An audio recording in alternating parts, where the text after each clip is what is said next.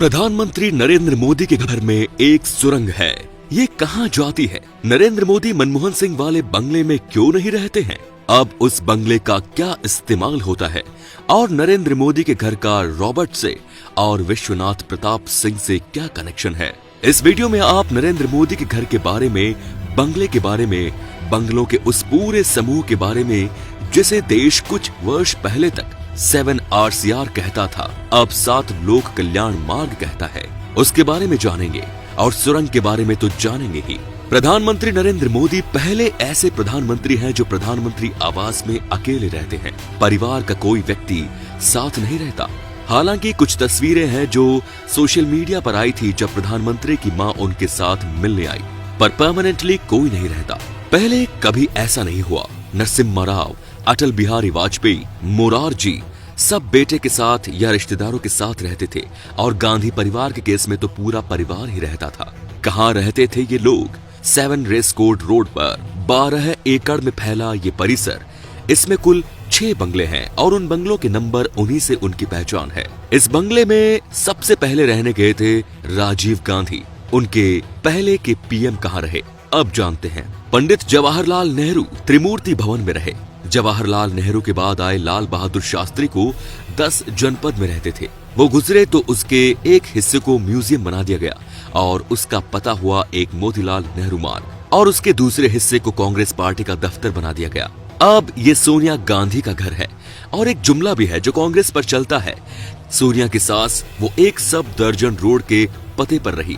उसी पते से वो बगल के पते यानी अकबर रोड पर जा रही थी जब उनका कत्ल कर दिया गया। इस घर को भी म्यूजियम बना दिया गया। राजीव की बारी आई, वो रहे 7 रेस कोर्ट रोड में। कई लोग कहेंगे कि आपने चौधरी भाई और मोरारजी का जिक्र नहीं किया क्योंकि उनका दिल्ली प्रभाव ज्यादा नहीं रहा, इसीलिए उन पर ज्यादा बात नहीं हुई। राजीव के बाद पीएम वीपी सिंह यहीं पर रहे। यहाँ रहते हुए उन्होंने 30 मई 1990 को एक कानून बनाया और ये तय कर दिया कि ये जो बंगलों का एक समूह है, अब ये हमेशा प्रधानमंत्री का आवास होगा और इसीलिए प्रधानमंत्री नरेंद्र मोदी वहां रहते हैं। अब जानते हैं कि बंगले के अंदर क्या है। एग्जैक्टली क्या है ये कोई नहीं बताएगा। सिक्योरिटी का मामला है, पर कुछ जानकारी है जो बाहर है, कुछ किताबों के जरिए।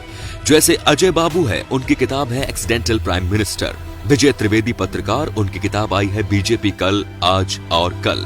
इन सब में प्रधानमंत्री के बंगले के बारे में कई ब्यौरे दिए गए हैं। मसलन ये है कि इसे बनाया किसने। 7 RCR के जो बंगले हैं उन्हें डिजाइन किया गया था रॉबर्ट तिर्सल ने। वो नई दिल्ली डिजाइन करने वाले आर्किटेक्ट लुटियन के चेले थे। आपने कई बार लुटियन सुना है, कई बार पूछा है भैया इसका मतलब क्या होता है। तो लुटियन में जो दिल्ली बसाई, जिसमें लोकसभा, राज्यसभा, राष्ट्रपति भवन, सारे केंद्र सरकार के दफ्तर और उनके घर बंगले सब आते हैं, इसको लुटियन दिल्ली कहते हैं। ये दिल्ली दावा करती है कि ये देश चलाती है। ताकतवर समूह लुटियन दिल्ली। अब वापस प्रधानमंत्री के घर की तरफ चलते हैं। अशोक होटल के बगल में पीएम के बंगले में दाखिल होने का आम रास्ता है। आम मतलब ये नहीं कि हम और आप गए और उठा के घुस गए। खास लोगों के लिए ये आम रास्ता है, यानी वो यहाँ से घुसते हैं। प्रधानमंत्री के लिए तो सुरंग भी है। ध्यान है ना, आपको शुरुआत में बताया था। सबसे पहले दाखिल होने पर पड़ता है 9 नंबर का बंगला। यहाँ रहते हैं एसपीजी वाले तने हुए सफारी सूट पहने लोग, चश्मा लगाए। इसे स्पेशल प्रोटेक्शन ग्रुप बनाया गया प्रधानमंत्रियों की सुरक्षा के लिए। और राजीव गांधी की हत्या के बाद तय हुआ कि पूर्व प्रधानमंत्रियों की भी सुरक्षा एसपीजी ही करेगा। और प्रधानमंत्री के आवास में वही मेहमान की अगवानी करते हैं। जो आते हैं उनकी कार किनारे लगाते हैं। ये किनारे ले लो पार्किंग में, फिर हमारी गाड़ी में बैठ जाओ। उसके पहले पहचान तैयारी वाले सब रजिस्टर में दस्तखत होते हैं। ये तो हुआ 9 नंबर बंगला। फिर आता है 7 नंबर का बंगला। इसी के नाम से प्रधानमंत्री के घर को 7 रेस कोर्स रोड कहलाता था। इसका इस्तेमाल घर वाले दफ्तर के लिए करते हैं। प्रधानमंत्री नरेंद्र मोदी जैसा कैंप ऑफिस होता है ना अधिकारियों का, वैसे ही जो अफसर और नेता प्रधानमंत्री से रायसीना केंद्रीय सचिवालय के साउथ ब्लॉक में, जहां पीएमओ है सर्वश्रेष्ठ शक्तिमान, वहां नहीं मिल पाते, उन्हें घर वाले दफ्तर में तलब कर लिया जाता है। इसके बाद नंबर आता है 5 नंबर बंगले का। यहीं रहते हैं प्रधानमंत्री नरेंद्र मोदी। लेकिन मनमोहन सिंह यहाँ नहीं रहते थे, वो रहते थे 3 नंबर के बंगले में। अब 3 नंबर के बंगले में क्या है? गेस्ट हाउस है। प्रधानमंत्री के मेहमान वहां पर रुकते हैं। मनमोहन के जमाने में 5 नंबर का बंगला गेस्ट हाउस होता था। मोदी जी ने अदला बदली करवा दी। लेकिन एक ब्यौरा और है जो आपको जानना चाहिए कि पीएम रहते हैं 5 नंबर में, दफ्तर है 7 नंबर। तो क्या हर बार वॉक करते हुए जाते हैं या गाड़ी में बैठ के? जवाब दोनों ही गलत है। एक ग्लास ट्यूब बना हुआ है जिसके सहारे प्रधानमंत्री 5 नंबर बंगले में फटाफट 7 नंबर के बंगले में पहुंच जाते हैं। बंगला नंबर 1, इसकी भी कहानी सुन लीजिए, क्योंकि यहाँ पर एक हेलीपैड है। प्रधानमंत्री यहीं से सवारी भरते हैं, सीधे हेलीकॉप्टर से कहीं जाना हो या फिर दिल्ली के एयरपोर्ट जाना हो। बचा 11 नंबर का बंगला, उसे भी सुरक्षा कारणों से प्रधानमंत्री के इस बंगला कॉम्प्लेक्स में शामिल कर लिया गया है। इसका मिक्स यूज होता है।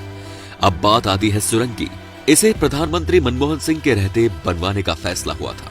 सुरक्षा कारणों से, ट्रैफिक, समय की बचत, कई चीजों के चलते 2010 में सुरंग बननी शुरू हुई और 2014 में पूरी हो गई, और तब तक मनमोहन सिंह का दूसरा कार्यकाल भी पूरा हो गया। प्रधानमंत्री बन गए नरेंद्र मोदी। तो अब मोदी जी इस सुरंग का इस्तेमाल करते हैं। और ये सुरंग जाती है कहां?